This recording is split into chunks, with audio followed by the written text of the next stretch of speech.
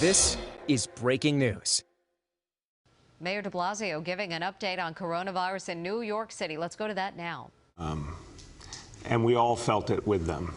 And here's someone who served us and did so much for all of us, posthumously promoted to detective, one of so many honors he deserves, and a true hero. We all are grieving with him and his family. We're grieving with the family in honor of him. But we can do more than just grieve. We can act to fight the scourge that took his life, which is driving while intoxicated, reckless driving, dangerous driving. We can do something about it.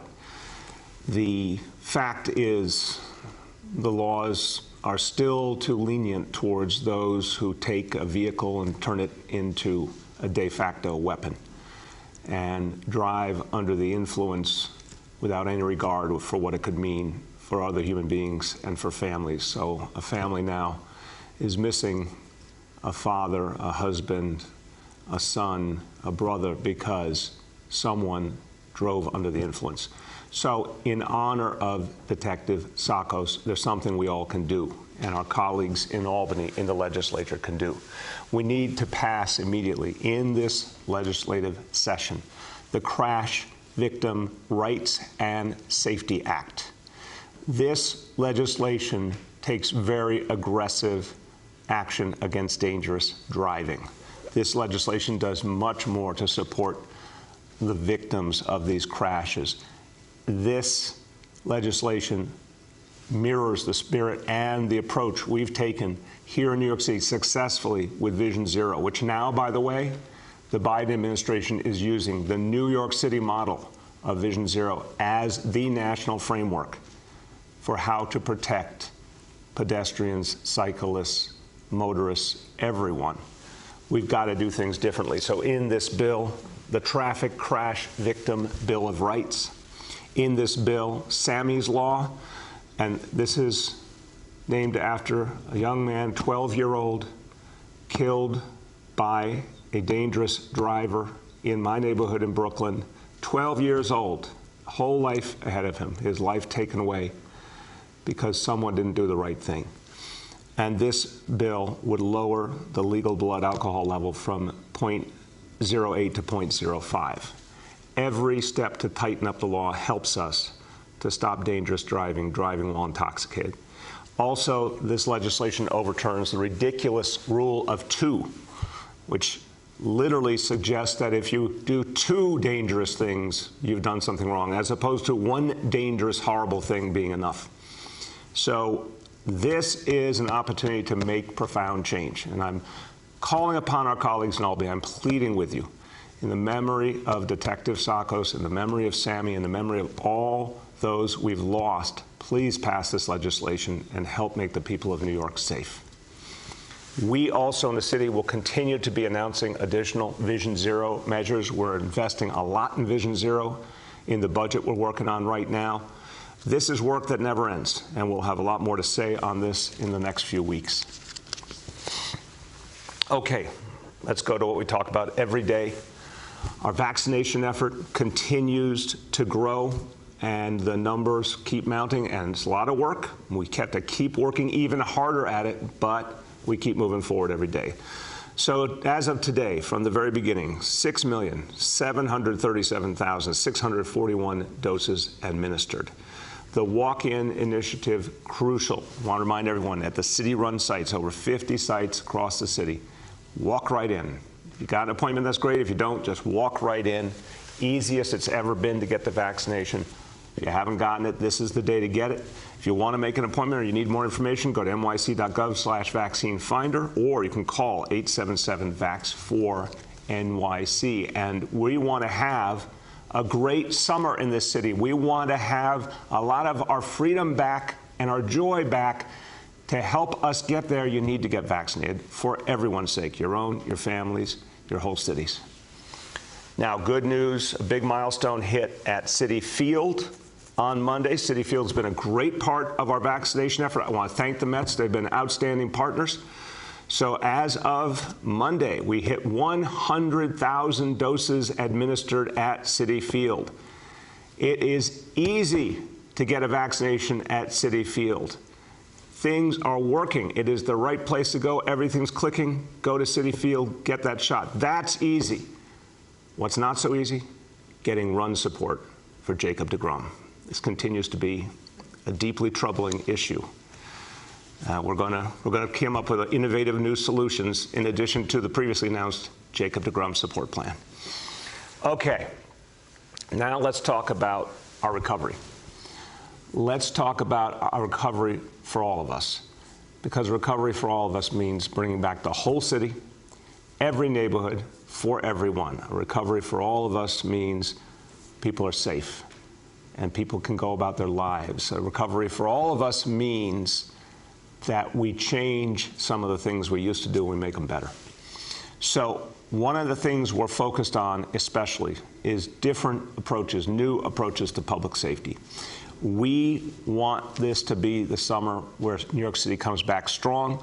We announced our Safe Summer NYC initiative. It is about investing in communities.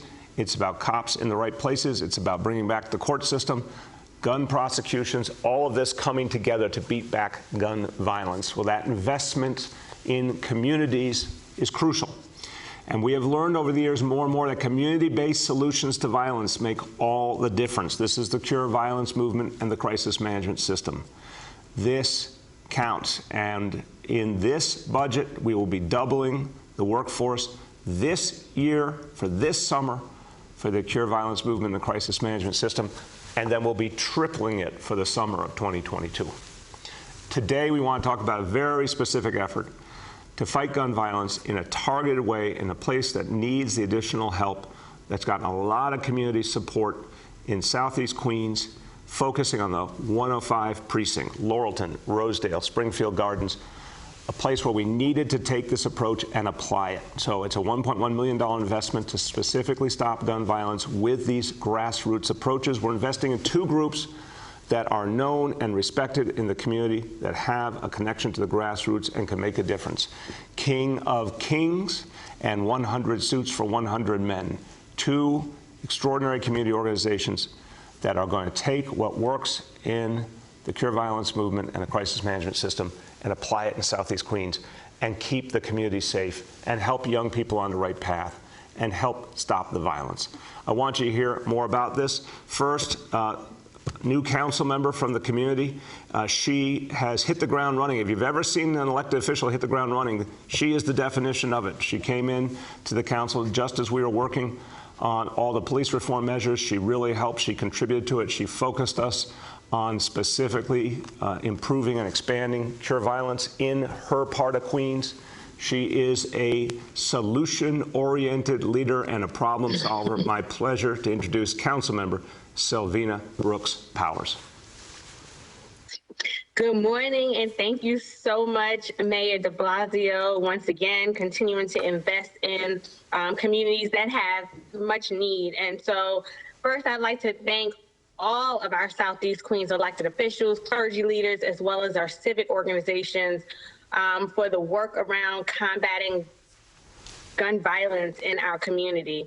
It really has taken all of us working together, and the expansion of the Cure Violence CMS builds upon this collective effort from every corner of our community. For several years, we've had wonderful partners in Far Rockaway with Rock Safe Streets that, quite honestly, only covered a 10-block radius, but because of their commitment to the community, they have and continue to go above and beyond, responding to shootings across the peninsula in Redfern and Hamel houses, providing food distribution and much-needed job opportunities. Expansion of the Cure Violence services in Southeast Queens and Far Rockaway is a major step forward. The infusion of this funding will expand not only the resources for Rock Safe Streets exponentially and bring new resources to parts of Southeast Queens. And this announcement could not have, quite honestly, been more timely. Last night, I attended the Concerned Citizens of Laurelton meeting, and I was asked, what are we going to do about the increase in shootings happening in the community? And just 2 days ago in Springfield Gardens, there were shots fired where there were 3 shells recovered. Gun violence in the 105th precinct is up with 7 shootings compared to 3 shootings the same time last year. Now the 105th precinct will have its own cure violence program with 2 trusted partners, the King of Kings Foundation with Lance and Todd Furtado, and 100 Suits for Men with Kevin Livingston, covering parts of Southeast Queens to really begin addressing the uptick in gun violence we've been seeing. These are 2 groups that I've watched perform the work in the community, even when the cameras were not rolling. The King of Kings Foundation was one of the first recipients of Operation Snug funding, a statewide anti-violence initiative I worked along, and I had the opportunity and privilege of working alongside both Lance and Todd and a number of statewide partners in this movement to bring an end to gun violence. And Kevin provides so much support to returning residents seeking employment and social services. Both organizations have done phenomenal work in the Southeast Queens communities, connecting those going down the wrong path to these critical services and literally changing the trajectory of their lives for the better. Gun violence leads to loss of life, whether as the victim or as the shooter. The lives that are impacted or changed forever, and the impact leaves a lasting toll on families in our community. When we look to end gun violence, we have to look at the root causes, and the Cure Violence program provides a community-centric model to intervene and protect. And as the summer nears, we have to ensure our streets are safe and safe for everyone. And this is a step towards what I hope will be and will provide for much safer streets for us all. So, Mr. Mayor, I thank you once again for prioritizing much needed resources for the Southeast Queens and Rockaway communities. So thank you so much. Thank you, Council Member, and thank you. I can tell how much this is passionate work for you to work with community residents to make things better. And I really appreciate what you said. When there's an act of violence, everyone is affected, everyone's lives change. We've got to stop that violence with community-based solutions. So thank you. And now, everyone, I want to hear from someone who created one of those community-based solutions. And I really admire when folks see a problem and they say, if there's not a solution, we're going to create one. We're going to make something new. We're going to bring the community together and be part of the change we need. It takes a lot of spirit, a lot of heart to say, I'm going to step forward, I'm going to make the difference. And our next speaker is someone who did that, founder and president of 100 Suits for 100 Men. They'll be playing a crucial role in stopping violence in the 105th precinct. My pleasure to introduce Kevin Livingston. Thank you so much, Mayor. I really appreciate you for having me on. Mayor, I must say, I want to start by thanking our elected officials out here for believing in what we're doing. I want to thank our sister Erica Ford and the leadership at Rock Safe Street for what they do on a daily basis. You know, this is a passion project for myself, and I can speak for Lance Furtado and Todd from King of Kings. We are incredibly excited to get the resources to really get in front of our young people and to make sure that they have the resources in place to take them to the next step. My experiences working within the Rikers Island ACS Children's Center, as well as my partners over at King of Kings, we will have the expertise to really get out there and get in front of the gun violence and make sure that it does not go to places where it don't need to go. I'm excited to create job opportunities for our youth, to continue to create job opportunities for our youth, and to make sure that we foster them with surrounding services and resources to make sure that their lives are better. I can't be more happy. I thank again Councilmember Savina Brooke Powers for really believing in what we're doing, but we're ready to get to work, right? We already started work.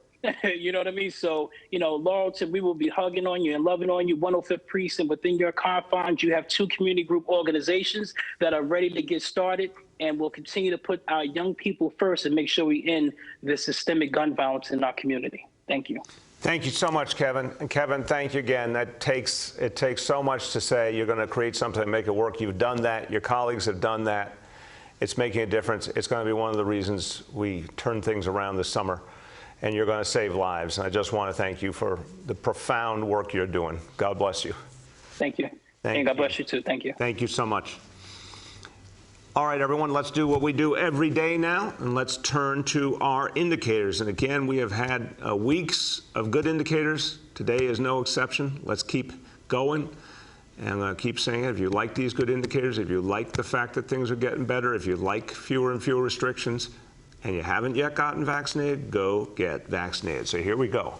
Number one, daily number of people admitted to New York City hospitals for suspected COVID-19. Today's report, 121 patients. So obviously well below threshold. Confirmed positivity also has gotten a lot lower, 37.19%.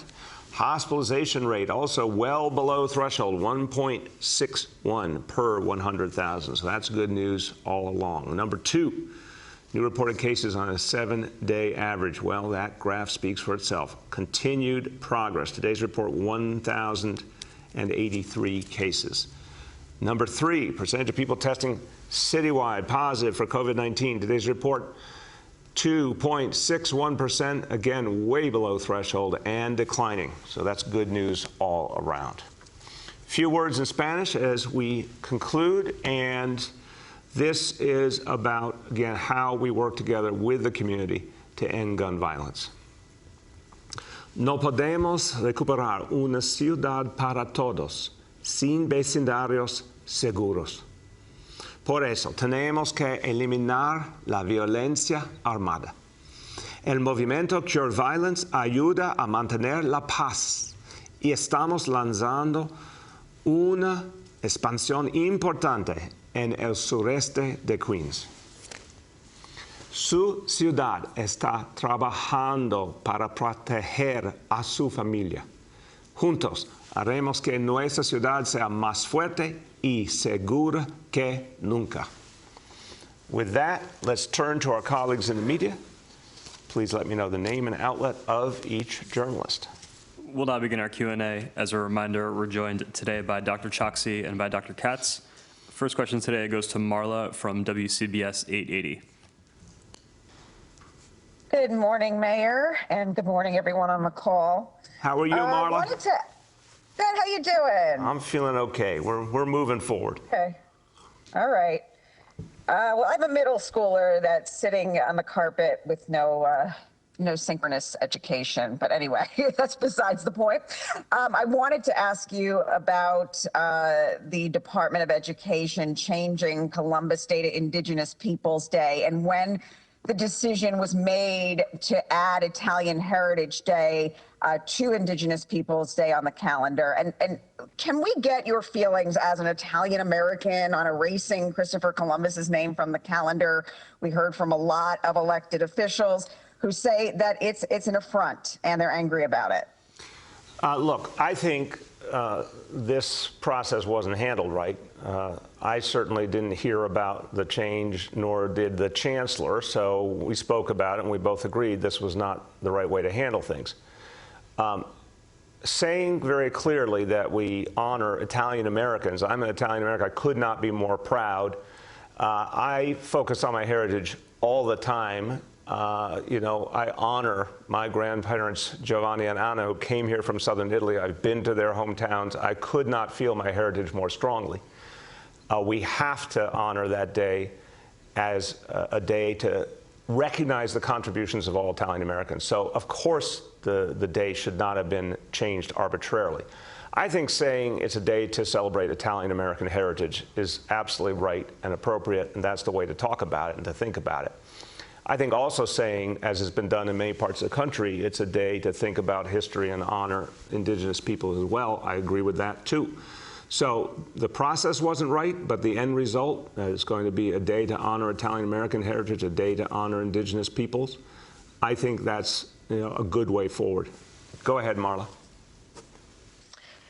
Councilman Mark Levine tweeted today that we're not paying enough attention to the steep decline in vaccination, with a 67% drop in first shots compared to peak and 45% of New York City adults still haven't gotten their shots. What is the city going to do about that? You have talked about incentivizing people, but we haven't seen it thus far. Yeah, and you're right, exactly, Marla. And so I'd say two things. I think Councilmember Levine is right to say we've got to change our approach given some of the new facts. I think you're right to say you haven't seen the new incentives yet, and we want to show them to you very quickly. We're nailing down the final details, but you're going to be seeing a lot more. We know there's a lot of places where we could create really exciting opportunities. I mean, the other day, what we did with the Museum of Natural History is the shape of things to come. You know, folks are coming there, getting vaccinated under the blue whale, and then getting 4 free admissions to the museum. We're going to be working across the spectrum, sports teams, entertainment venues, restaurants. We're going to be looking to do incentives just like that to give people great opportunities when they get vaccinated. So that's exciting. We're going to have that real soon. I would say to you, Marla, yeah, we've seen the rate go down, but we still have to recognize a lot of people are getting vaccinated. And I don't want that to be missed in this situation. I was looking at the national numbers the other day, and you've still got millions of people getting vaccinated every single day. Once upon a time, we would have thought that to be a miracle.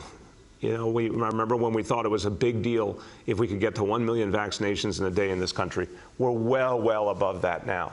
The same thing here. We now have places get vaccinated all over the city. It's easy, it's fast, you can walk in, and lots of people are still taking advantage of it. But we're going to keep innovating so we can keep moving this forward. Every single additional person who gets vaccinated helps us.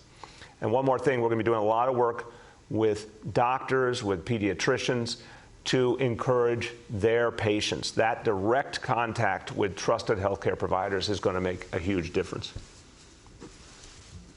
The next is Michael Garland from the Daily News. Good morning, Mr. Mayor. Hey, Michael, how you been? I'm okay. Michael, you always sound doubting when you answer. What is that? Oh, God, it's a tough question sometimes. I wanted to ask you about Shelly Silver's release.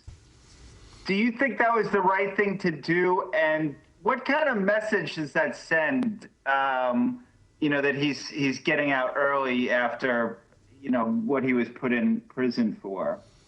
Yeah, look, Michael, I really think we have to put this in the past. I mean, let the courts decide that. People who have done things wrong have to suffer the consequences. It's up to the courts to decide what's right. I'm comfortable with that. Go ahead, Michael. Thanks. Also, do you have any updates? You know, you talked about a few days back an investigation into these allegations against Scott Stringer, and yesterday we learned that a formal complaint was filed with the Attorney General. A source with the Attorney General's office last week said, you know, they think the more appropriate options here would be the Department of Investigation or the city's Human Rights Commission. Have you heard from either of those agencies? Is there any agency on the city level that you know of that's going to be looking into this? Is there any update you could give us on that? My understanding is Department of Investigation did say publicly they did not think they had jurisdiction because he wasn't a city official at the time. I don't know about human rights. I think it's a fair question, and we can check on that.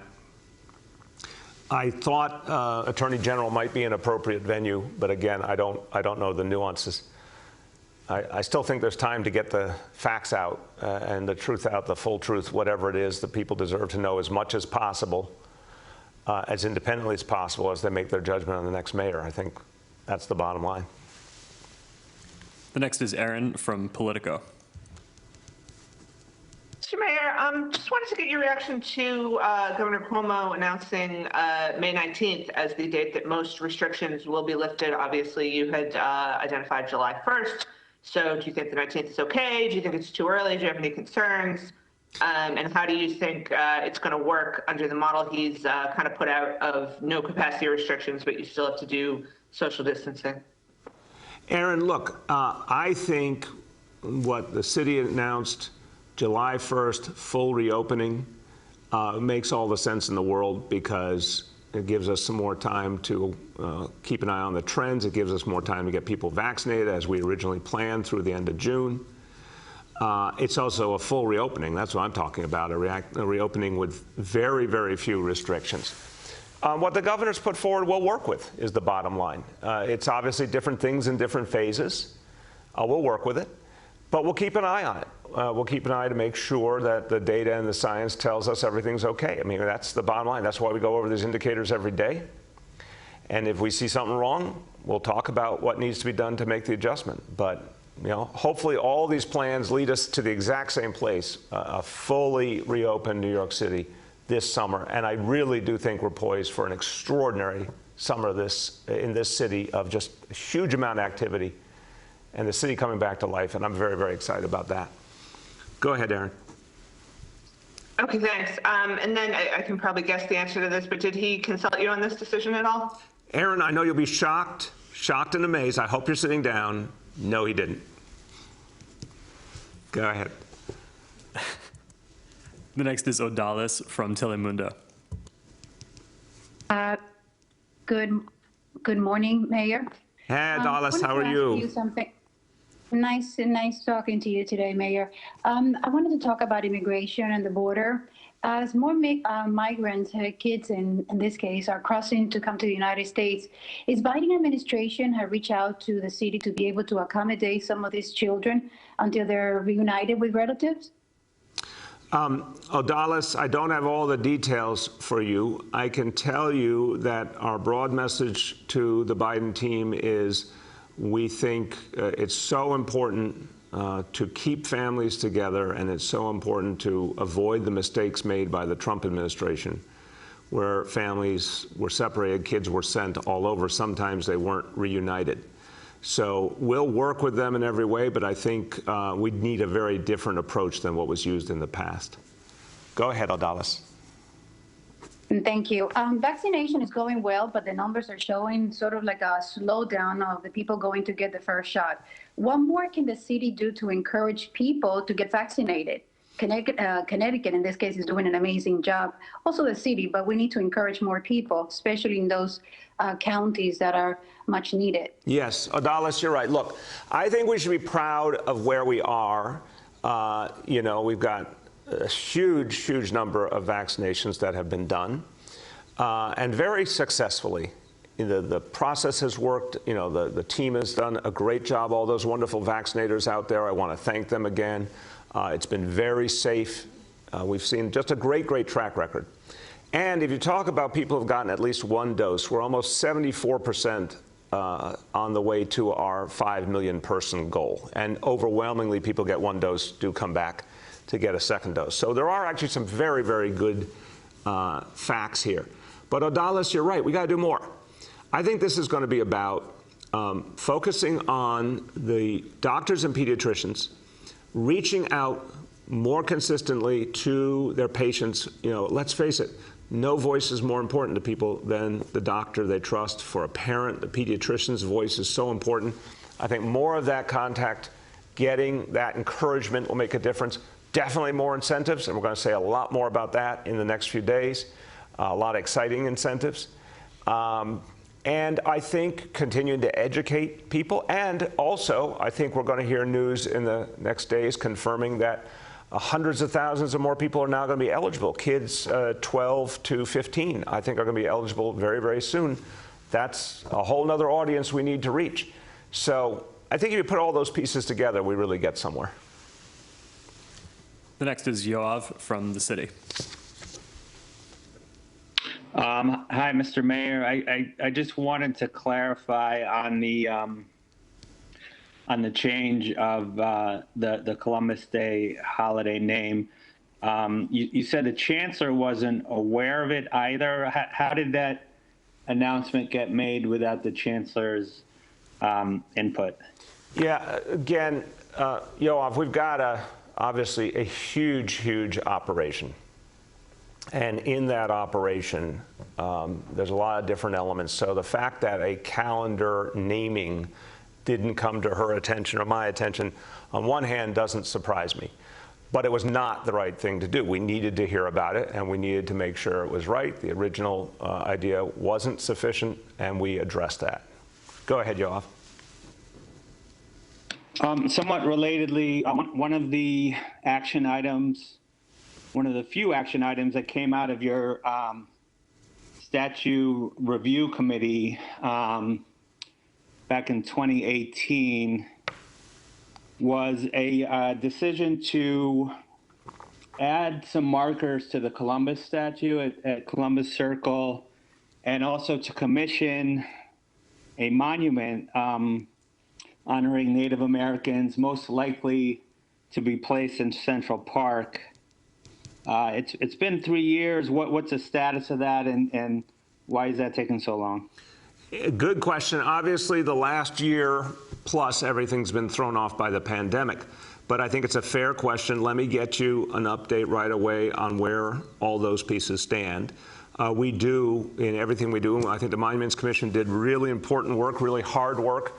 And their idea was strike a balance in all things and show the different perspectives on history. So we want to follow through on that. We'll get you an update right away. The next is Abu from Bangla Patrika. Hello, Mayor. How are you? Good, Abu. How you been? Good. Thank you so much. Mayor, I would like to know the Pfizer is going to get the permission, hopefully, for 2 to 12 years old kids. How city is preparing, and what kind of program they have to motivate the kids as well to get the vaccine? I'll start, Abu, and I want to turn to Dr. Choksi. This is going to be an important new development. Look, I'm speaking as a parent now.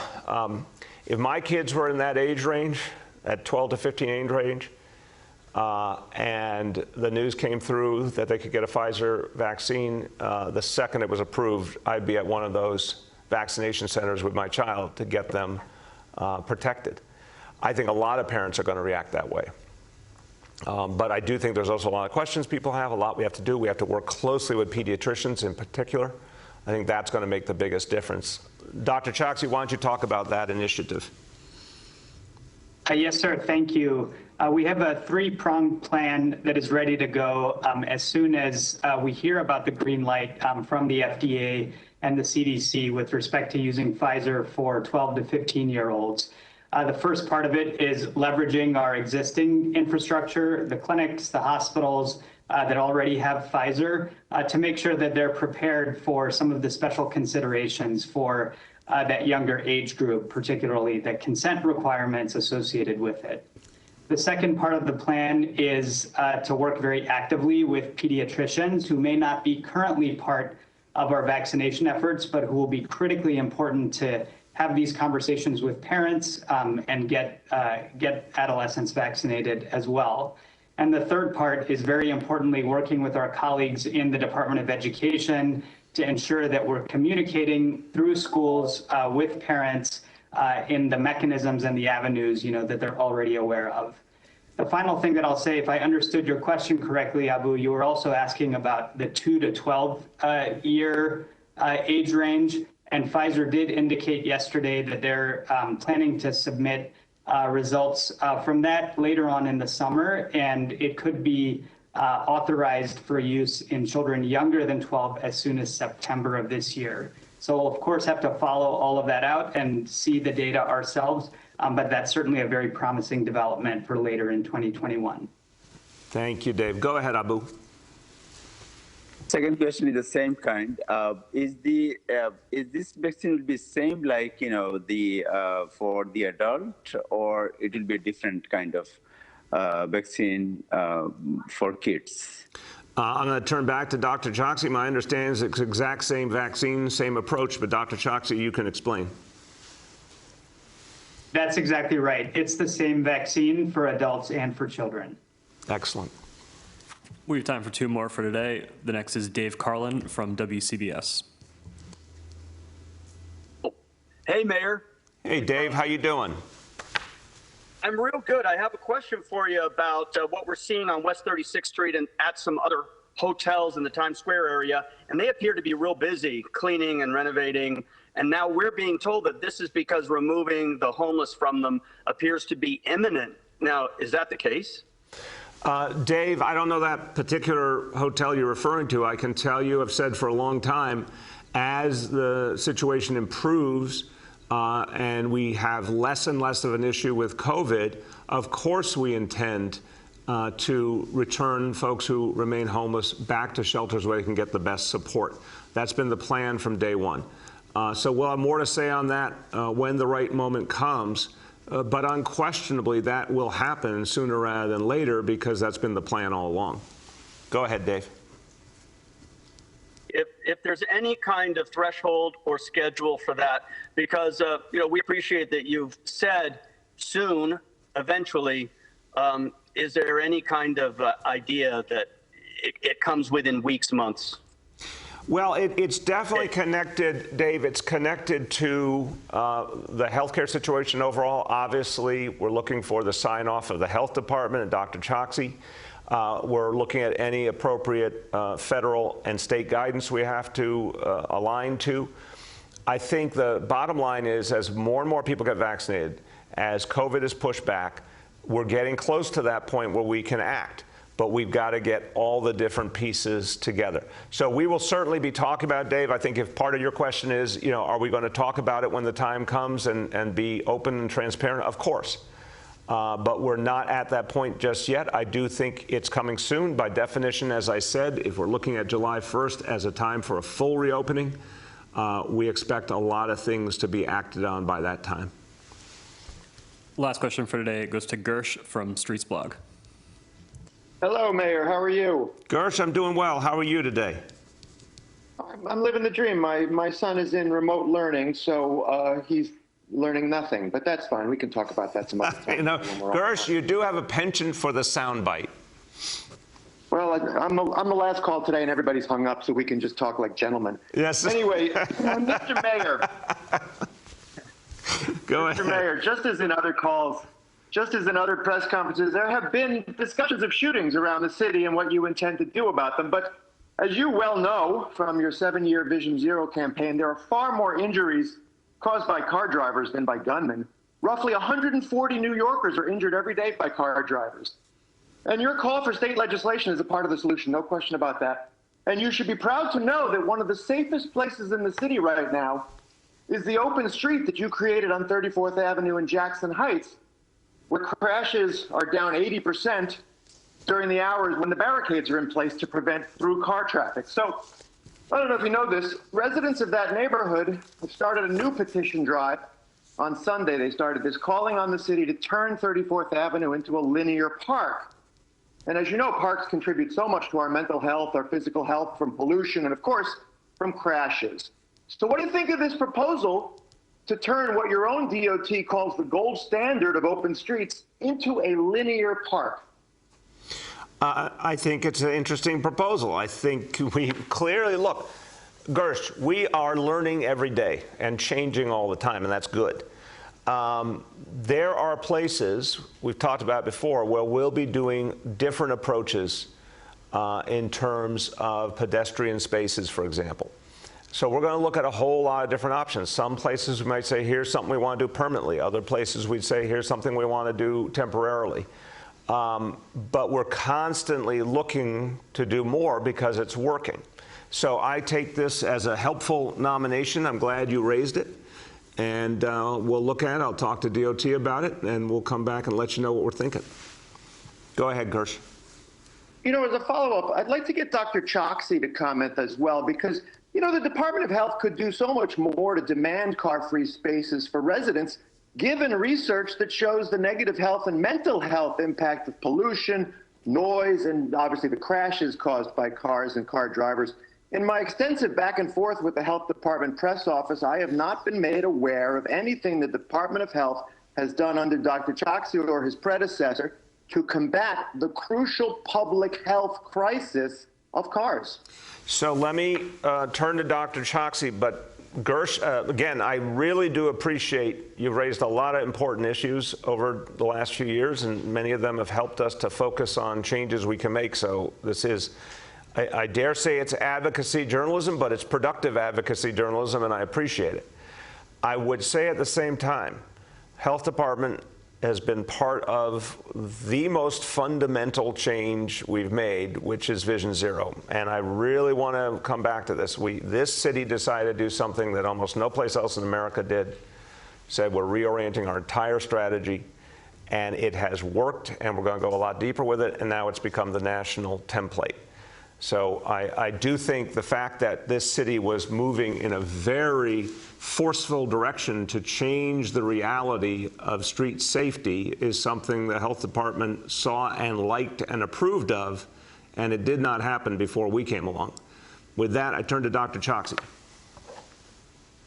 Thank you, Mr. Mayor, and I think that's exactly right. There has been so much that has been done by the administration to ensure that the way that we think about the spaces and the places where we are evolving our transportation infrastructure do so with health in mind. We serve as a key technical partner for the Department of Transportation in a number of different avenues to actually do that. We study the impact of noise on health. We think about the ways in which the built infrastructure, can contribute to health outcomes. And I'm grateful that you pointed out that this is not just about physical health, but about mental health as well. And I do think that we have an opportunity to carry that forward as we emerge from the pandemic. So I'd be happy to speak with you more about that, Gersh. Thank you so much, Dave. Hey, as we conclude, everyone, look, this comes back to a crucial point.